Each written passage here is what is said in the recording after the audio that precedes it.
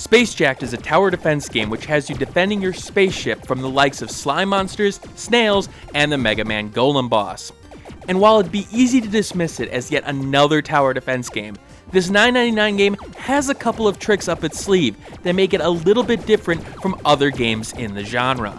But is that enough to warrant a purchase?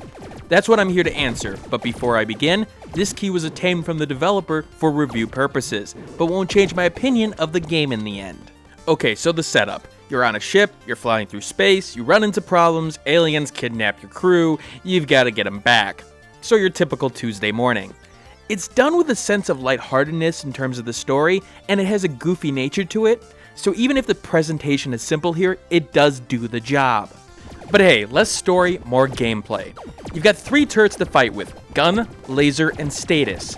These turrets have 2 variants each for 6 total turret types available. Now, like most games, each of them have their own strength, range, and cost associated with them. You place them down to protect the core of your room in question, and if aliens get to that core, it's game over. So what's different here? Well, first you can fight alongside your turrets. You can fire a barrage of bullets, but the blaster does have a heat mechanism to it. Now this gets you involved in a fight a bit more, and I do appreciate that you don't just sit around and stare at the screen hoping that your turrets can do the job. The gun's heat meter restricts you enough to consider letting the turrets do the main damage, and for you to play cleanup, or at least to prioritize targets. But we've seen that in other games before. What's a bit more different here is that there's 3 battlefields in question, and that's it. And they're all active at the same time. See, depending on the wave, the baddies will spawn in either the medical bay, the robotics lab, or the engine room. It'll start with 1 room at a time, but soon you'll have waves with 2, then 3 spawning monsters, broken up by time. So you'll have to watch your resources and work with what you have to protect each core. When the game gets more chaotic with back-to-back waves, this can help keep the pressure on, especially in the later levels. But the feature is complemented by one detail that I've overlooked here. In a lot of games like this, you're able to sell your turrets that you've built for a percentage of what you spent on it originally, if you need to change up your strategy. But in this case, you can sell it back at the original purchase price, meaning you can change turrets out without any repercussions, and that goes double for upgraded turrets. This is hit and miss. You're going to use this, especially when you want to upgrade turrets to bigger and more beefier versions, and it's nice to have no restrictions holding you back when you go into battle. You don't have too much time to make decisions before the round, however, so it's not like you can just optimize the playing field before every round how you want it, at least in the later levels. But with that said, there's no consequences to putting a turret down. That moment where you consider the idea of, do I put the turret here, why not there, it's gone, because you can just pick it up right away.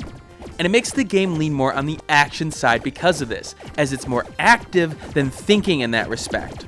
Now, I personally would have liked to see a very, very small penalty for it, so that makes you consider it a tiny bit, but not much more than that. I do like that metal permanently goes away for the repairing of core damage, which gives consequences, but consequences that are directly related to survivability. So where does it start to fall apart? Variety. I like the 3 different rooms idea, but it's too little in the overall picture. The fact is, there's an optimization factor that comes into play rather quickly, as while there are some different enemy types, it doesn't really change the fact that there seems to be an optimal turret configuration for the room, specifically dealing with the slowdown mechanics of the stasis turret. There's a familiar feeling after an hour or 2 of gameplay, even with new introductions of new enemies. I just wanted more. Now, I may be getting greedy at the $10 price tag it seems here, but this is a case where holding back for a bit more and a higher price may have been better for the game in the long run. While it does have challenge modes that put on restrictions and an endless mode, it became apparent sooner rather than later that yes, you are basically playing the same game over and over again. Those wanting something different in the tower defense genre, yeah, there's something to take a look at here. Just don't expect a game that will hold your attention for 5 to 6 hours. Thanks for watching. Like the video, share it with a friend, and subscribe if you want more content like this.